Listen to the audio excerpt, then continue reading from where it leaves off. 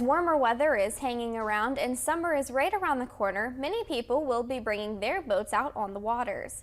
Boating accidents are very common, and in most cases, alcohol or drug use is the leading cause, according to Sergeant Steve Haynes with the West Virginia Division of Natural Resources. Required items for a boat include a fire extinguisher, life jackets readily accessible, a sound-producing device, and a throwable device.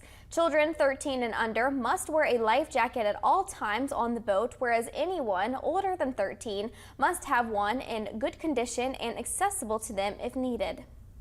Being in the boat it's a marine environment is a little different from being on land. We want to have people have their life jackets and throwable devices readily accessible in case they're involved in a collision. That way they can send help immediately to whoever may be in the water. Anyone born after December 31st, 1986 is required to take a boating course in order to operate a vessel. You can find out how to do so on our website at WTAP.com.